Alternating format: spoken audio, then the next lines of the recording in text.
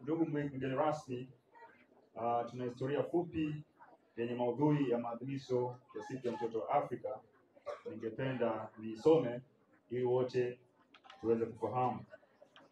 Natambua kabisa Mheshimiwa Das alishatoa dondoo za maudhui ya siku ya leo. Ni kwamba kiini cha maadhimisho haya ya siku ya mtoto wa Afrika ni kufuatia mauaji yaliyofanywa kwa watoto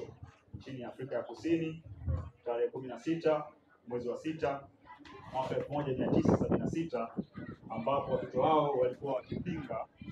walikuwa kwenye maandamano ya kupinga mfumo wa elimu ya kibaguzi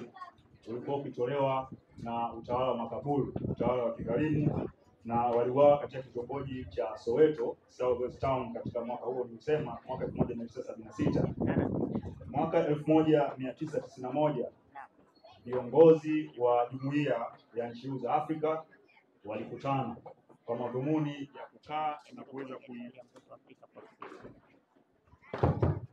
na kuweza kujadili siku hii na kuamua kuienzi, na ndio maana siku ya leo tuko hapa kwa ajili ya kufanya maadhimisho haya. Madhumuni makubwa ni kupinga vitendo vyote hasi vinavyofanywa dhidi ya mtoto.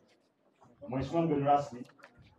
halmashauri katika kutekeleza siku ya mtoto wa Afrika imeweza kushirikiana na wadau mbalimbali wa maendeleo wa kuwa mstari wa mbele kuhakikisha haki za watoto zinalindwa kwa kutoa elimu kwa wananchi na watoto, ambapo jumla ya wanafunzi 3611 na wananchi 662 walipata elimu juu ya haki za mtoto, viashiria vya ukatili wa kijinsia kwa watoto, msaada wa kisheria, ulinzi na usalama wa mtoto, lishe bora, malezi na makuzi yenye tija,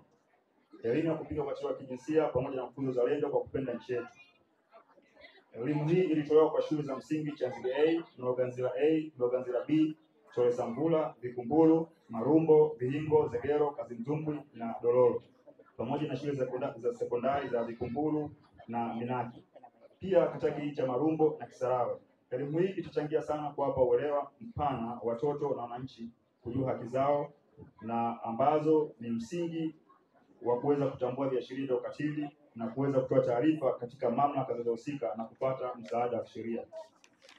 Mheshimiwa mgeni rasmi, katika kuhakikisha ulinzi na usalama wa mtoto unakuwepo na unaimarika, serikali imekuwa ikishirikiana na wadau mbalimbali katika utekelezaji wa shughuli mbalimbali za kuimarisha ulinzi na usalama wa mtoto.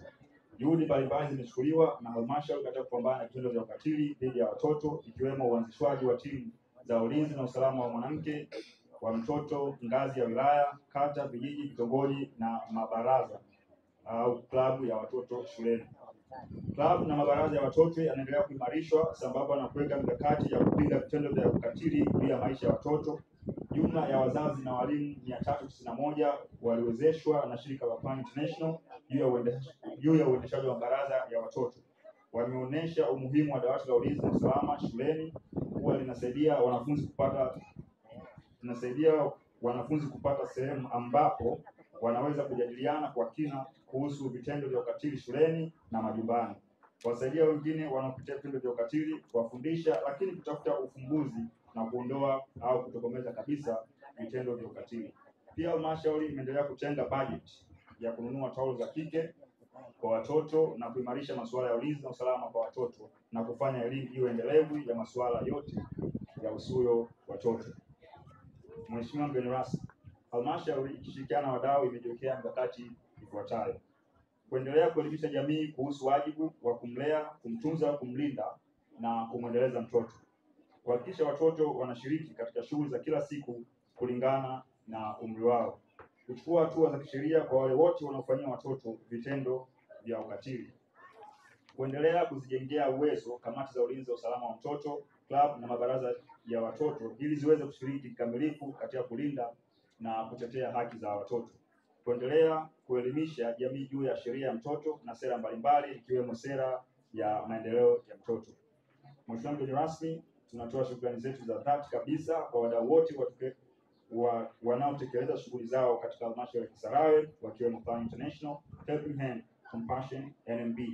Chawa Vita pamoja na Feed the Children ambao walikuwa wakitoa msaada mkubwa